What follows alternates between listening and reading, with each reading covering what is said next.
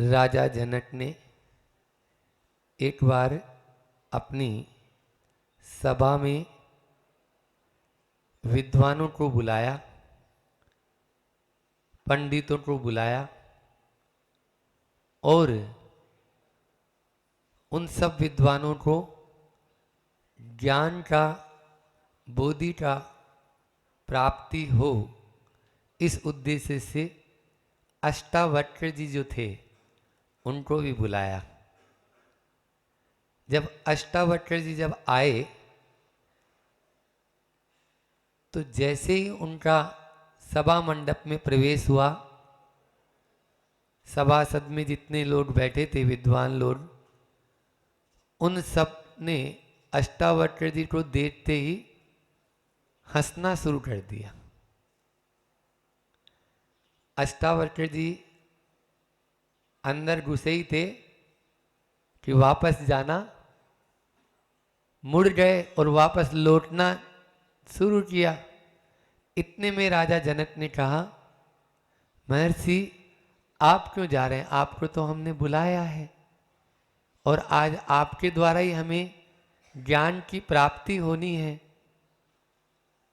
इन लोगों को आप संदेश देंगे। बोले, मैं चमारों की सभा में नहीं बोलता, मैं चमारों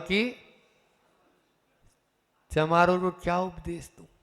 सारे के सारे जितने थे विद्वान, क्या स्थिति हुई होगी आप सब समझ सकते हैं। और अष्टावक्र तो अष्टावक्र बेबाक बोलने वाले थे। बोले, आप ये सब तो विद्वान हैं, आप ऐसा कैसे बोल रहे हैं महर्षि जी? राजा जनक ने बहुत विनम्रता पूर्वक कहा, मेरी सभा में ये लोग बैठे हैं जिनकी दृष्टि चर्म पर हो, उसको यदि मैं चर्मकार कहूं तो क्या अतिशयोक्ति है? उनका शरीर 8 जगह से टेढ़ा मेढ़ा था, अष्टावक्र नाम ही इसलिए पड़ा था। और जैसे ही वो आए तो सब लोग उनको देखकर हंसने लग गए। तो उन सब की दृष्टि काय पर थी? चर्म पर। और जिसकी दृष्टि चर्म पर होगी तो वो चमार नहीं कहलाएगा, चर्मकार नहीं कहलाएगा। ये उन्होंने जब संदेश दिया, सारे के सारे विद्वान पंडित लोग जो अपने आप कहलाने वाले थे, उनके चरणों में गिर पड़े, नतमस्तक हो गए और क्षमा याचना की।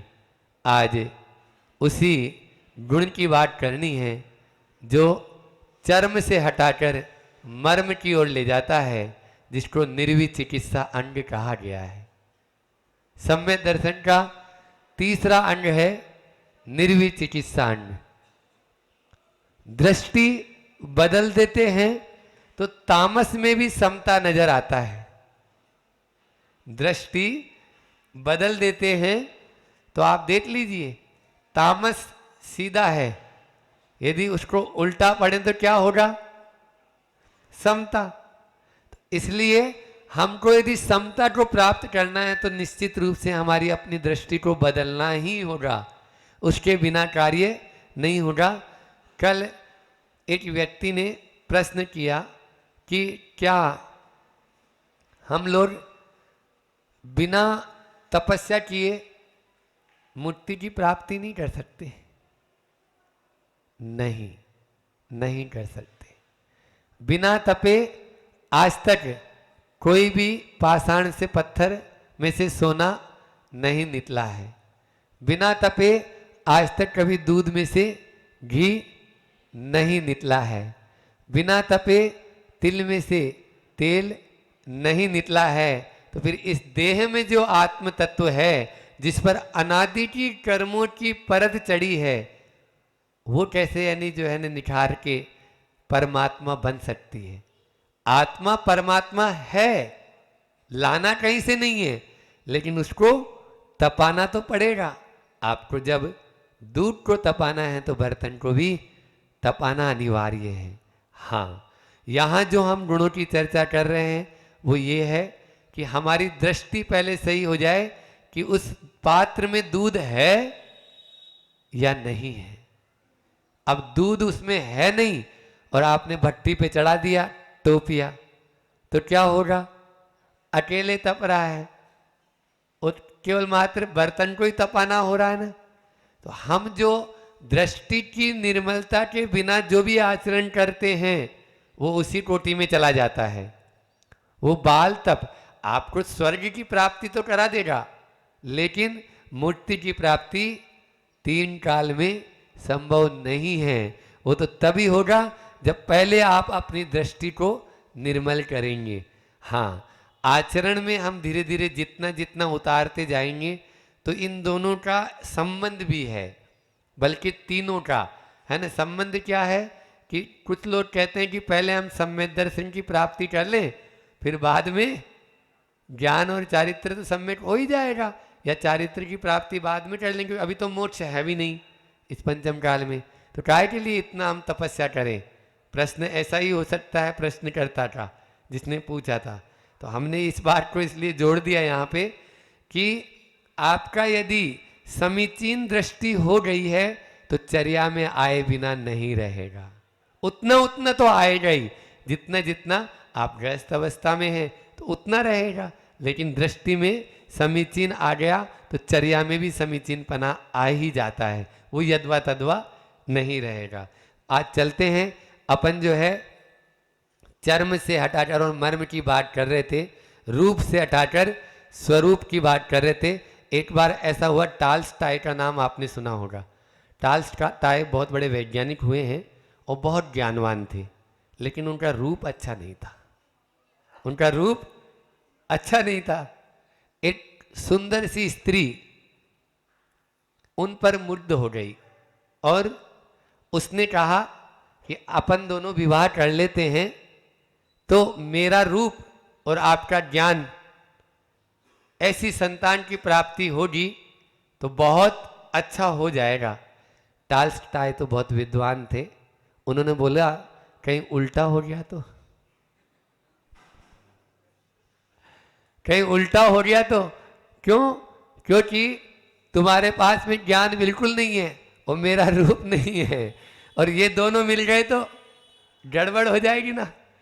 इसलिए रूप की ओर मत देखो, स्वरूप की ओर देखो, चर्म की ओर मत देखो, मर्म की ओर देखो। यही निर्विच चिकित्सा उनका सार है, यही निर्विच चिकित्सा है। आजकल वर्तमान में वो स्थिति तो रही नहीं है जो हम बोले कि निर्विच चिकित्सा ढूंढ की जो परिभाषा है अपन उद्दायन राजा को याद करते हैं, हालांकि आज भी, लेकिन अब वर्तमान में मुनियों का इतना सम्मान और इतना बहुमान होता है कि कहीं पे भी किसी तरह की कोई यानी जैसी वैसी वाली बात नहीं है कि वो मीटिंग कर दी उन्होंने। पति पत्नी जो है, देव सौधर्मेंद्र परीक्षा लेने आया, कहानी आपको मालूम है। उद्दायन राजा का जब नाम सुना कि निर्विच चिकित्सा उनका जो है इस तरह से, तो आहार लिया मुनि बन के और वहीं पे उनके सारे कपड़ों पे और सब उस पर कर दिया। तो भी वो ये बोलते हैं नहीं नहीं, हमने कोई आहार में गलत चीज़ चला दी, आज हमसे कोई गलती हो गई है और आप हमें क्षमा कर दें, हमारा भाव ऐसा बिल्कुल भी नहीं था।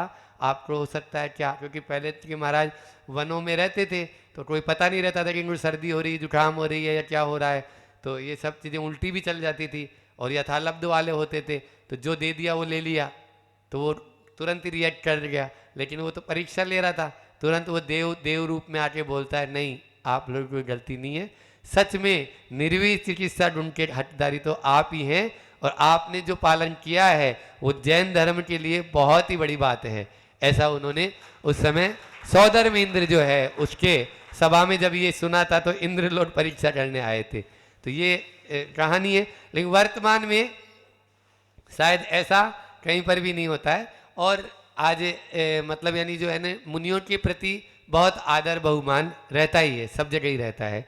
लेकिन अभी जो वर्तमान में जो अपन को निर्विच चिकित्सा का मतलब होता है, विचिकित्सा का मतलब होता है ग्लानि, घृणा, तिरस्कार, ये विचिकित्सा का मतलब। तो निर्विच चिकित्सा का मतलब हो गया जिसमें ग्लानि का भाव न हो, ग्लानि रहित, घृणा से रहित, है ना, तिरस्कार से रहित, ये निर्विच चिकित्सा का अर्थ है। तो इसमें जब यानी जो है ना हम अपने आप को पाते हैं तो नफरत भी होती है। विचिकित्सा का मतलब नफरत, कोष में ये अर्थ है ये। तो इनसे जब रहित होंगे, विद्वेष से रहित होंगे, ईर्ष्या से रहित होंगे, ईर्ष्या भी है, विचिकित्सा का मतलब ईर्ष्या। और निर्विचिकित्सा का मतलब ईर्ष्या से रहित। तो इन गुणों को जब हम अपने भीतर में लाएंगे तब हम निर्विचिकित्सा गुण के अधिकारी बनेंगे। कहने का भाव ये है, हमने एक कोर्स में से इसलिए लिखे है ये इतने सारे गुण देख के कि देखो ये अपने यहाँ एक एक सूक्ष्म चीज देखो।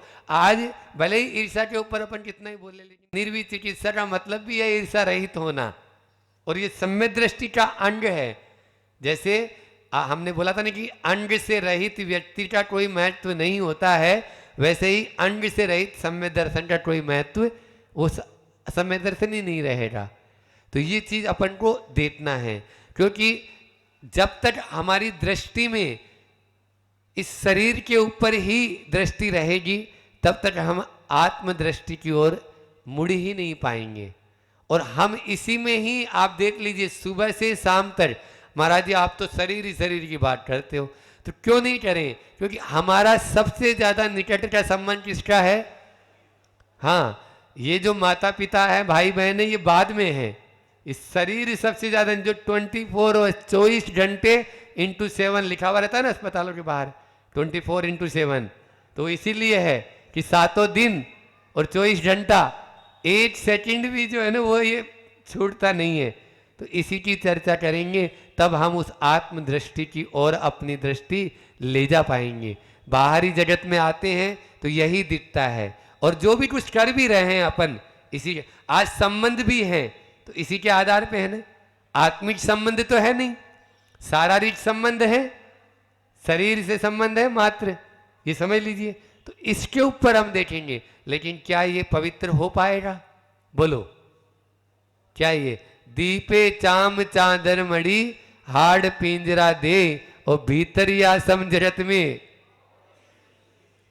जब अंदर झांक के देखोगे ना तो इससे खराब चीज कोई है ही नहीं। ये तो वैसी स्थिति है कि मल से भरा हुआ मटका है, विष्ठा भरी हुई है एक मटके में, और बाहर से उसको आपने फूल मालाओं से वैसे सजा दिया है बिल्कुल अच्छा, क्या गजब का मटका लग रहा है। हल्की सी भी यदि सुई चुबा दे तो भीतर का मटेरियल बाहर आते टाइम नहीं लगेगा। और ये है, ये वास्तविकता है। आप देख लीजिए, जब अपन कभी भूले भटके चले जाते हैं अस्पताल की ओर, आप देखो या अस्पताल के बाहर की ओर, तो किस तरह से यानी जो है लोगों की स्थिति रहती है, बहुत सारी। लेकिन उस सब को देखकर भी हमें घृणा। आचार्य समंतभद्र स्वामी ने बहुत ही अच्छी परिभाषा कही है कि स्वभाव तो असुचो काये रत्नत्रय पवित्रते। स्वभाव तो असुचो काये रत्नत्रय पवित्रते, निर्विजुगुप्सा गुण प्रीतिर विनिर्विचिकित्सा। निर्जुगुप्सा गुण प्रीतिर मता निर्विचिकित्सा, मता विनिर्विचिकित्सा। दोबारा बोल रहा हूं ये गाता। स्वभाव तो असुचो काये रत्नत्रय पवित्रते, निर्जुगुप्सा गुण प्रीतिर मता निर्विचिकित्सा, है ना। वो वी और नी पहले आगे पीछे लग जाता है तो गड़बड़ हो जाता है। विनि चिकित्सा बोल देते हैं, निर्विचिकित्सा तो निर उपसर्ग पूर्वक विचिकित्सा है, निषेध रूपक में, है ना। तो वो याद रहेगा तो याद हो जाएगी। यह स्वभाव से ही काया जो है हमारी असुचि पूर्ण है, लेकिन यदि इसको चाहें तो हम रत्नत्रय से पवित्र कर सकते हैं। रत्नत्रय यदि धारण कर लेते हैं तो इसी काया की पूजा भी करते हैं। आप लोग करते हैं ना, अभी अभी जस्ट थोड़ी देर पहले ही हम लोग गुरु जी की पूजा किए, फिर आप लोगों ने अर्घ चढ़ाया। तो ये क्या है? ये वही है कि अगर केसर चंदन पुष्प सुगंधित वस्तु देख सारी, और देह परस्ते होए अपावन, निस्दिन मल जारी। इस काया से तो निस्दिन यही स्थिति होगी। निस्दिन मल झर रहा है। अपन केसर चंदन कितना ही इत्र गुलेल डिओडेंट परफ्यूम तरह तरह के महंगे महंगे लगा लो, लेकिन रोहित कुछ भी होने वाला नहीं है, क्योंकि थोड़ी देर बाद में फिर बदबू मारना शुरू, है ना। हाँ, जैसे कोयला है, उसको कितना भी धो रहेगा काला काला, लेकिन सफेद हो जाता है। मैंने बताया था ये क्योंकि यही चीज उसमें भी तो असुचि भावना आई थी ना। 3 बार हो चुका है ये प्रवचन तीसरी बार हो रहा है, पहले बार नहीं है। लेकिन एक ही चीज को बार बार पढ़े, बहुत बार नहीं, बहुत बार पढ़े, है ना। बार बार उसको यदि याद करेंगे, हम भी बार बार उसको ही बोलेंगे तो वो याद हो जाएगा। उदाहरण तो बहुत सारे होते हैं, लेकिन उदाहरण के माध्यम से जो चीज कथ्य होता है, कथ्य एक है ना, उसके दृष्टांत बहुत सारे हो सकते हैं। तो कथ्य तो अपन ने उसमें भी देखा था, असुचि अभी 10 धर्म में भी क्या आया था, शौच, उत्तम शौच धर्म, तो उसमें भी आया था। फिर उधर 12 भावना में भी था, इधर 16 कारण भावना, और फिर ये भी। तो विषय एक होने के बाद में भी वो मजबूत होना चाहिए, है ना। बार बार उसी पर अपन चर्चा करेंगे।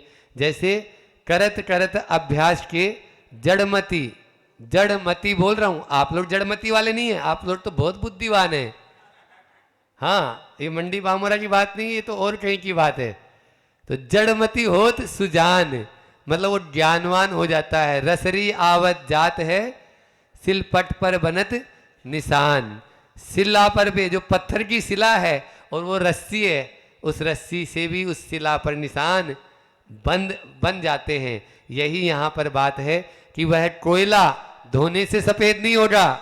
ये कोयला है, धोने से सफेद नहीं होगा। इसको सफेद बनाना है ना, बनाना है, जला दो उसको, जला दो, जला देंगे तो सफेद हो जाएगा। ये निश्चित रूप से तप करेंगे तभी ही यह सफेद बन सकता है, तभी हमारी आत्मा में उजलापन आ सकता है, अन्यथा उजलापन नहीं आएगा।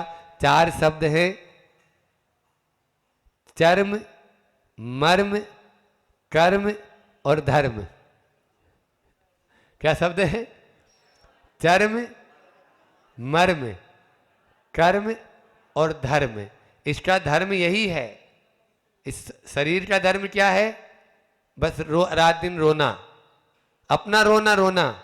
अब यदि आप उसके रोने को सुनते रहेंगे तो ये तो वैसे ही होगा जैसे बंदर हुड़की देता है, ठीक है ना। यदि शिखर जी के पहाड़ पर आप चढ़ रहे हैं और बंदर आपको डरा रहा है तो डरना नहीं, या आप भागेंगे तो और वो बंदर आपके पीछे भागेगा। ये शरीर भी ऐसा ही है, आपको बार बार धमकी देता है प्रतिदिन, लेकिन उस धमकी में आप आओ नहीं, धमकी से मत डरो। क्यों? क्योंकि यदि आपने धर्म जान लिया है तो निश्चित रूप से आपका कर्म सही हो सकता है। नहीं तो यदि आप इसका स्वभाव नहीं जानेंगे ना, तो फिर आपको कर्म आपका विपरीत ही चलता चला जाएगा। अभी आपका क्या हो रहा है? अभी ये मान बैठे हैं कि अच्छा देखना हमारे लिए बहुत अच्छा है, अच्छा सुनना हमारे लिए बहुत अच्छा है। अच्छा यानी जो है ना, भजन वगैरह जो है, ये गाने वगैरह, ये बोलना, तो ये हमारे, या अच्छा चखना, या अच्छा यानी जो है ना खाना, तो ये अच्छा है।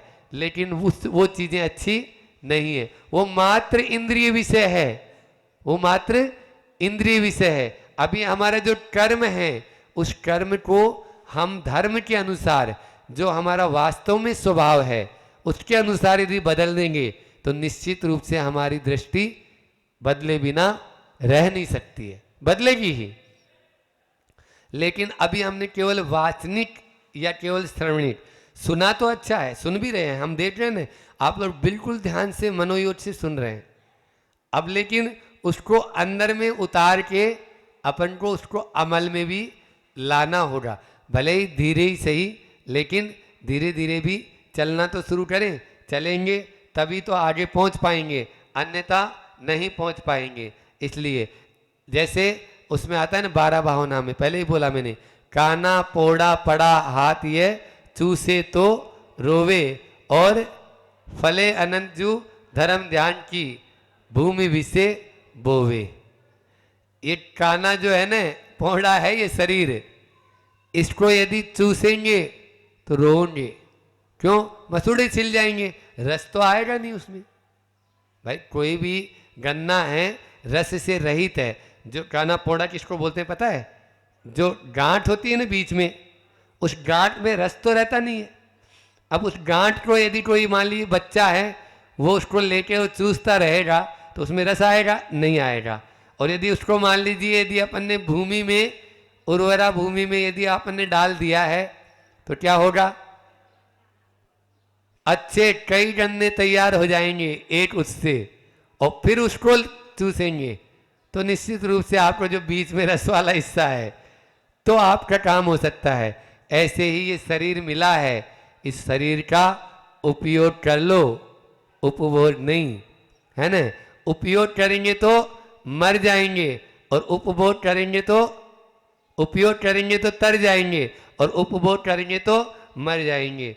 ये शरीर का हाल है। इसलिए इस शरीर को, अपन को, अब दूसरी ओर जो निर्जुगुप्सा का अर्थ है उसको लेते हैं। ये तो हमने लिया घृणा से और इससे यानी नफरत से रहित होना। इस अर्थ में देखो कि अपन जब किसी व्यक्ति की संलेपना चल रही है, ठीक है ना, तो इस शरीर का जो स्वभाव है इसमें से मल निकल रहा है तो उसको देख के ग्लानि का भाव नहीं आना चाहिए।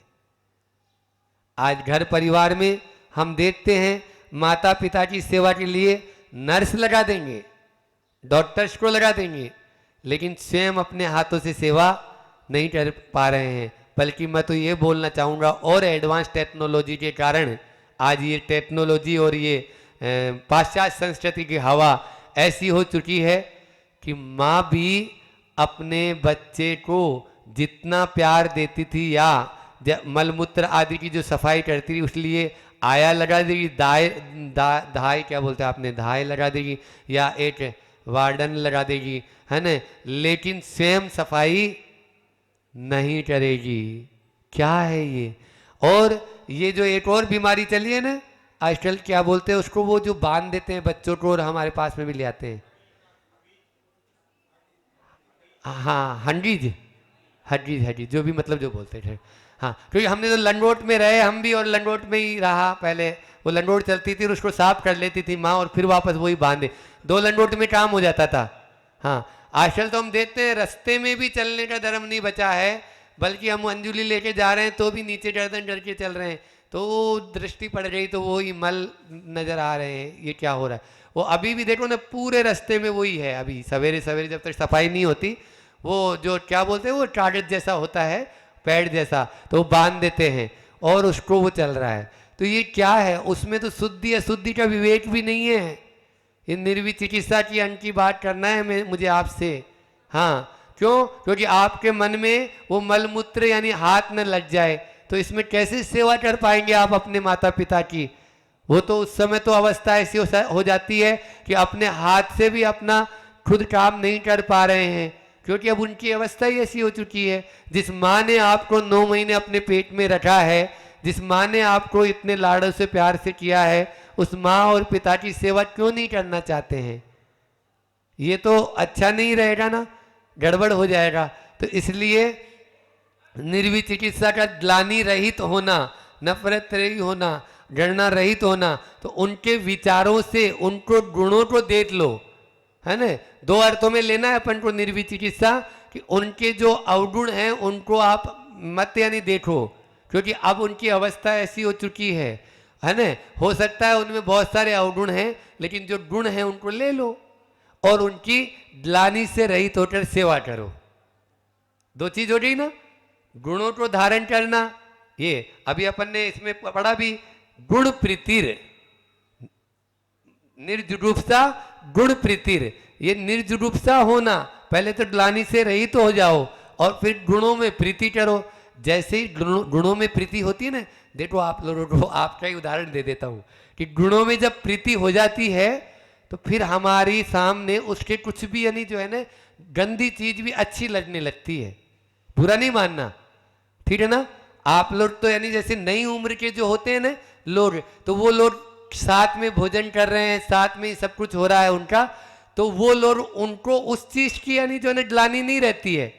आप देखो चाहे लार है, चाहे थूट है, चाहे कुछ भी है, वो उसमें कुछ भी उनकी यानी ग्लानि नहीं है, बोलो। और वहां माता पिता की नहीं हो, तो गुणों से प्रीति होते ही, क्यों? क्योंकि उससे हमारा जो है ना लगाव हो जाता है। जैसे ही गुणों की ओर दृष्टि जाती है तो फिर हम जो है ना अवगुण नहीं देखते कि नहीं नहीं इसमें बहुत अच्छा है, ऐसा है, यानी अपन कर लेंगे तो बहुत बढ़िया हो जाएगा। तो ये गुणों में, तो इसलिए गुण प्रीतिर करो और ग्लानि का भाव उठाओ। यहाँ तक बताया गया कि हम लोगों के लिए भी, आप लोग तो क्या गृहस्थ अवस्था में, हम लोगों के लिए भी कि देखो कभी भी अवगुणों पर ध्यान नहीं देना है, ठीक है ना, वो तो हो ही गया। उसके अलावा कभी संलेखना चल रही है तो जो साधु है उस साधु की पूर्ण रूप से सेवा करे, ठीक है, उनका मल मूत्र आदि क्षेपण मुनि महाराज को है ना करना है वो, और ग्लानि का भाव नहीं लाना है बिल्कुल भी। उसके अलावा साधु जैसे मान लीजिए बीमार है, अब बीमार है तो भगवती आराधना में ये उदाहरण आया है कि यदि कफ आया उनको और कफ के लिए पात्र नहीं है उस समय तुरंत, तो तुरंत आप अपनी अंजुलि उनके सामने कर दीजिए। क्या बोला? ये है क्योंकि आपको ये सब तो जो देह दृष्टि होती है ना, चर्म पे दृष्टि होगी ना, तो ये मल पे, जो वास्तव में जो आत्म दृष्टि रखेंगे तो ये हमको मल मूत्र आदि नजर आएंगे ही नहीं। ये मल मूत्र तो फिर महाराज जी कहीं पे भी कर दे नहीं, ये भी बताया गया है कि हमें इन चीजों को कहाँ करना है, कहाँ क्षेपण करना है, कहाँ एकांत में जाके करना है ना, इस तरह का तो वो भी ध्यान रखना है। वो हमारी समिति है, व्यूथ समिति है। हमने महाराज जी बीमार हैं, उन्होंने मल कर दिया, मान लीजिए अभी इंदौर में ही थे, तो हम प्रतिदिन अपना ट्रे में, और हम बिल्कुल प्रति एक दिन सौम्य सागर जी महाराज मतलब थोड़ा सा बोले नहीं हम करेंगे अब कल से, आपको नहीं करने। बोले महाराज मेरा अधिकार, मैं सबसे छोटा हूँ अभी, तो देखो साथ में मैं सबसे छोटा हूँ ना, तो मेरा अधिकार बनता है ना, बताओ मेरे सामने 6 महाराज जी करेंगे तो मुझे अच्छा लगेगा कोई भी, तो इसलिए ये काम तो मेरा ही है, हम आप लोगों को नहीं करने देंगे। तो ऐसा अपने अंदर में भाव रहेगा ना, तब अपना आप ही अपन प्रैक्टिकल, हाँ इसको, और इतना अच्छा और बिल्कुल अपन को बढ़िया भी लगता है कि अपन को करना है, ये सब काम अपना ही है, ड्यूटी है, अपनी कर्तव्य है। ऐसा ही घर परिवार में भी रहेंगे तो निश्चित रूप से तुरंत इधर किया अपन ट्रे में ली अपना कर दिए बाहर। तो ये निर्विजिगुप्सा अंग में अपने लिए बताया गया है कि आप इस तरह से हाथ कर दीजिए, फिर बाद में बैठा दो, हाथ धो लीजिए, दूसरे महाराज जी का हाथ धुला देंगे। तो ये चीजें अपने अंदर में आ जाएगी तो निश्चित रूप से हम आगे बढ़ सकते हैं। किसी ने सत्य कहा है, मत फिसलो यारो, मत फिसलो यारो, बाहर की सफाई पर वर्क चढ़ा है गोबर की मिठाई पर। मत फिसलो यारो तुम, बाहर की सफाई पर वर्क चांदी का चढ़ा है गोबर की मिठाई पर। ये जो हम जो वर्क चढ़ा हुआ है उस वर्क पे ही यानी जो है ना उलझ गए हैं, अंदर तो वही चीज है। इसलिए अपन को उस ओर दृष्टि देना है, और वो दृष्टि उसमें अपन को नाक भों बिल्कुल नहीं सिकुड़े। पहले तो ऐसा ही होता था, प्राचीन समय में तो हमने देखा है दादा दादी वगैरह होते थे तो उनकी ऐसे ही सेवा होती थी, स्वयं अपने हाथों से सारे काम होते थे।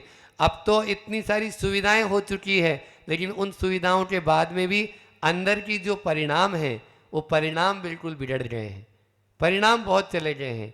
वो चीज़ें नहीं रही कि हम जो है केवल मात्र अपन मतलब यानी सुविधाएं जुटा देंगे उनको, लेकिन उनको जो आत्मिक सुख मिलना चाहिए वो आत्मिक सुख अपन नहीं दे पाते। और आत्मिक सुख तभी होता है जब हम स्वयं उस कार्य को करते हैं। आप ही बताओ, देखो आपको अब, हालांकि आजकल के लोगों की धारणा में अलग मान सकता हूं, इसमें आपको अपनी पत्नी रोटी बना खिला रही है, माँ रोटी बना खिला रही है, और एक नौकरानी रोटी बना खिला रही है, ठीक है ना, या बाहर आप ढाबे में जाके खा रहे हैं तो वो नौकरी बना रहा है। अब इसमें सबसे अच्छी रोटी कौन से हाथ की लगेगी बताओ?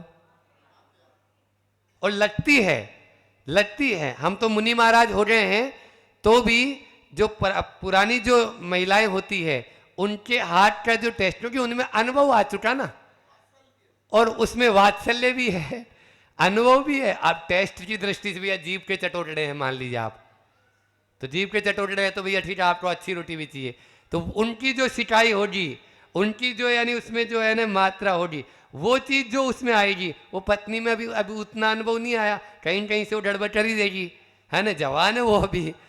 और नोटरानी वो तो भगवान भरोसे ही, क्योंकि उसके अंदर में वात्सल्य बिल्कुल नहीं है। ब्राह्मी आश्रम है ना, उसमें ये सिखाया जाता है।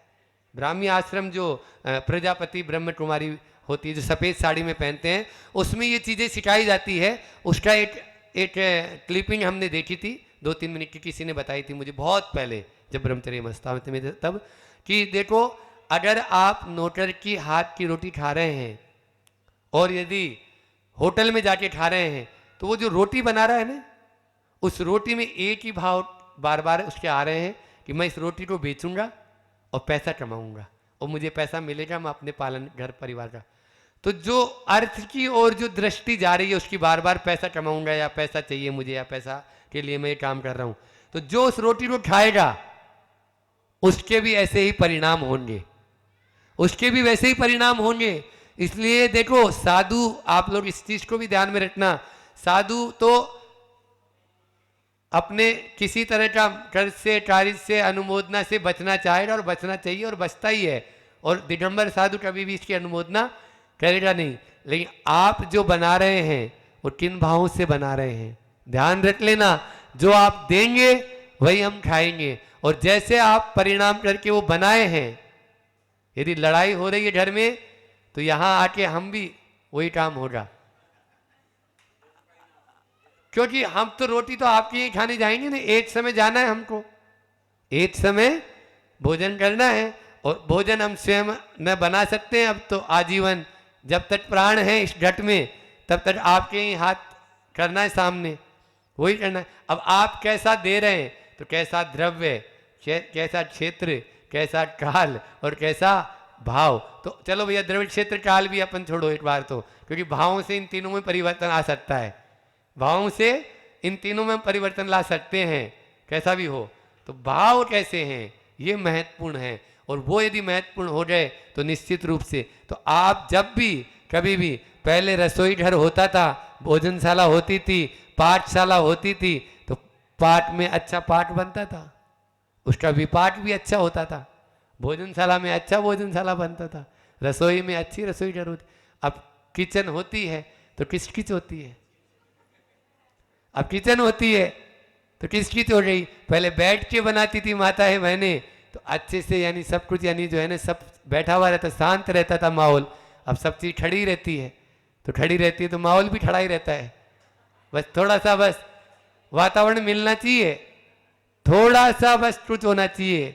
ये अभी कल परसों ही बोल रहे थे ना कि हमारी महाराज जी ये बीमारी है, घुटनों की बीमारी क्यों हो रही है ज्यादा, एक प्रश्न आया था अभी दोपहर वाली क्लास में, तो मैंने बोला था खड़े होकर रोटी बनाते हो, उस समय तो नहीं पूछते घुटने की बीमारी ज्यादा क्यों हो रही है, पहले बैठ के बनाते थे, बैठ के झाड़ू लगाते थे, तो इनके कारण से बहुत सारी बीमारियां ठीक हो जाती थी। अब हम अपने बिंदु पे आते हैं कि निर्विज जिगुप्सा का मतलब दो अर्थ लगा, आप यहां से आज लेके जाएं। दो अर्थ ये हैं कि गुणों से हमारी प्रीति हो, और निर्जुगुप्सा यानी ग्लानि से रहित भाव हो, ठीक है ना। हाँ, मेरी भावना हम पढ़ते हैं कि गुण ग्रहण का भाव रहे नित, दृष्टि न जो 200 पर जावे, यही होना चाहिए। गुणी जनों को देख हृदय में मेरे प्रेम उमड़ आवे, ये भी मेरी भावना की पंक्ति है ना। तो ये चीजें अपने अंदर में होनी चाहिए। लेकिन हम गुणी जनों को देखते ही सबसे पहले ईर्ष्या का भाव तो आएगा ही आएगा। दो विद्वान एक जगह मिल गए, एक के यहाँ निमंत्रण हुआ, संजीव भैया सुन रहे हो, हाँ, तो दो विद्वान, समय भी हो रहा है, दो विद्वान एक के यहाँ निमंत्रण पे गए, और दोनों, अब विद्वान विद्वान को देख ले तो क्या, तो हुआ ये कि वो लोग रात्रि विश्राम वहां किए थे, तो सवेरे फ्रेश होना जाना ही था। एक विद्वान फ्रेश होने गया, तो दूसरा विद्वान क्या बोलता है, उस जहां पे ठहरे थे, बोले वो जो है ना, वो अपने कुछ नहीं, नाम के आगे खाली डॉक्टर लगा रखा है, बाकी उनको आता जाता कुछ नहीं है, अंगूठा छाप भी नहीं हो तो बिल्कुल, और बिल्कुल बैल है, बैल क्या है, बैल, उसको कुछ नहीं आता है इस तरह से। तो वो जो है आए, अब ये जो था चला गया फ्रेश होने, और उसको ये बोलता है मकान मालिक जहाँ रुके थे कि स्वामी कि वो बहुत विद्वान है, सुना है उनका, यानी बनारस से पढ़ के आए हैं और संस्कृत में भी अच्छी पकड़ है। अरे अरे कुछ नहीं, वो गधा है बिल्कुल, उसको कुछ नहीं आता है, आप कहाँ की बात कर रहे हो। तो इसको वो तो बिल्कुल नीरा गधा है, ऐसा इसने बोल दिया। कौन ने? दूसरे विद्वान ने उसके लिए बोल दिया। अब जैसे ही नाश्ता खाने दोनों फ्रेश हो गए, नाश्ता जब तैयार होके बैठे नाश्ता टेबल पे, तो एक के सामने भूसा रख दिया और एक के सामने घास। बोले ये क्या है? बोले आप ही लोग तो बोले थे कि ये बैल और ये गधा है, तो हमने एक के सामने भूसा रख दिया है और एक के सामने घास रख दिया, गधा घास खा लेगा। तो ये स्थिति होती है घर परिवार में भी। थोड़े से गुणों में यदि कोई ऊपर बढ़ने लगता है, अरे वो तो छोड़ो घर परिवार, तो साधु मतलब यानी वर्ग में भी कोई यदि ज़्यादा ऊंचा उठ रहा है तो फिर नहीं नहीं ये सहन नहीं हो पाता है, तो ये गड़बड़ हो जाता है। ये हमें ईर्ष्या का जो भाव है, गुणों के ऊपर दृष्टि रहेगी तो कभी नहीं होगा ऐसा, और मन में लाने का भाव कभी नहीं लाना है। हमें इस शरीर की अशुचिता का बार बार चिंतन करो। आप जब सवेरे उठते हो ना प्रातःकाल, तो सबसे पहले उठते यही बताया, आचार्य श्री यही बोलते हैं कि 12 भावना की जो 12 छोटी वाली जो 12 भावना है, राजा राणा छत्रपति वाली, तो वो छत्रपति वाली भावना रोज करें, तो वो प्रतिदिन भाएंगे तो आपका निश्चित रूप से संसार, शरीर और भोग, इनसे आप निर्विण्ण हो सकते हैं, अन्यथा नहीं होंगे। हाइकू लेते हैं आचार्य श्री का और उसके माध्यम से अपनी बात को मैं विराम दूंगा। आज का हाइकू है दमन चर्म चक्षु का। दमन चर्म चक्षु का हो, नमन ज्ञान चक्षु को। नमन ज्ञान चक्षु को। बहुत अच्छा गुरु जी का यह चिंतन है कि चर्म चक्षु जो केवल मात्र चर्म की ओर दृष्टि रख रहे हैं या धर्म की ओर दृष्टि नहीं ले जा पा रहे हैं, उन चक्षुओं का दमन हो। क्या हो? दमन। दमन का मतलब जानते हो? हाँ, आपकी भाषा में बोल देता हूं। द और मन, द यानी देह, एक देव, काय को? मन को। अरे दमन शब्द बना है ना, द यानी मारो, देव, और मन, तो मन को मारो, तो ये हो गया दमन। तो दमन हो चर्म चक्षु का और नमन हो ज्ञान चक्षु को। जब हमारे चर्म चक्षु का दमन हो जाएगा तो निश्चित रूप से ज्ञान चक्षु जो भीतर में है वो खुल जाएंगे, और जैसे ही ज्ञान चक्षु खुल जाएंगे तो गुणों के ऊपर ही हमारी दृष्टि रहेगी, ग्लानि का भाव भी नहीं रहेगा। यही निर्जुगुप्सा हमारे भीतर भी आए, आप सबके भीतर भी आए। इसी भावना के साथ में मैं अपनी वाणी को विराम देता हूँ। बोलिए अहिंसा परमो धर्म की